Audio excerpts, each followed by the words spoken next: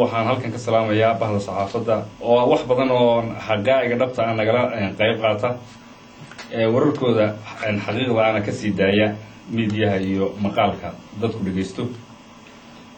halkan waxaan ku imid oo aan hawshan aan saaka saxaafadda aan ugu imi hadaladii uu ka sii daayay meediyaha Jilif uu ka sii daayay xalay saddex qodob baan rabaa inaan ka hadlo oo uu ka been sheegay marka hore ninka la yiraahdo Jilif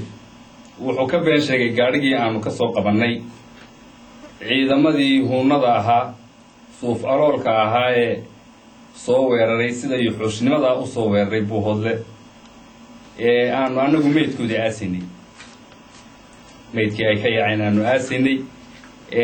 gaarigan oo qurana ma ahayn waxa ay la tageen dhaawac badan oo gaadiid ah oo ay jiiteen iyo kuwa goobihii ku gubtayba lagama been sheega dhacdooyinka oo dadka indhihiisa ayaa arka taasi waa taa taraacdo waxa weeye cali khaliif aqoon-yahan cali khaliif oo uu yiri si sharaf darro ah baa lagaga qaaday jigjiga wuxuu xalay hurday hoteelkii Cabdillaahi Yuusuf madaxweynihii Soomaaliya ka horreeyay ninka imanka madaxweynaha ka ah Sheekh Shariif ka horreeyay Ethiopia ay ku dajisay ay ku marti qaaday ayuu cali khaliif jiifa soo dhaweyn qof bini aadam ah oo nool sida loo soo dhaweeyo sidii ugu sharafta badnaydna waa loo soo dhaweeyay taana dhigaha dadka iyo indhaha dadka war run baan uga sheeginaayo waxa weeye hadal uu been ka sheegay nasiib darro ku gaara waxa qaba ninka maanta ka dhigtay taliye difaac ciidan aad ugu magacaaban tahay baa ayaan darro qaba waasiilaanyi ninkaaga sidan u hadlaya muuqaalkiisana aan arkay markii dawladii hore u shaqeynayeen aan aqaanay anigu sida waxa uu ka sameysnaa waxaan leeyahay oo aan hadda hadalkayga ku ururinaya dhacdooyinku way dhacaan lagama been sheego bulshaweynta Buuhoodle isma dilin iskagama hor iman cali khaliif caleemo qoyan bay ku soo dhaweeyeen ninka dhashay buu ahaa deegaanka odaygoodii iyo aqoon-yahankoodii buu ahaa masiirkii uu watay bay qaateen maantana waxaasi wax adiga ku anfacaya maaha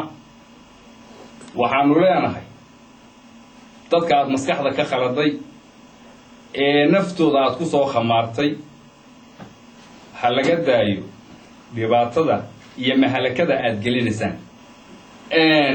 way jireen xilliyadan ka mid ah dad Soomaaliland lagu tilmaamo oo deegaankan joogay laakiin maanta ma jiraan gudaha Hargeysa kuwa joogay iyagu ay tirsanayaan baa anaga maanta noo tirsan kuwa gudaha Hargeysa ka mushahar qaatay ee Soomaaliland u shaqeeya hadeer baa anaga naga tirsan oo ka muraara dilaaca maatada iyo xasuuqa ku dhacay deegaamadoodii iyo dadkoodii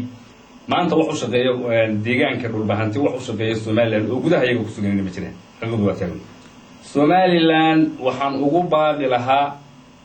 in dadka ma jira habaabinaya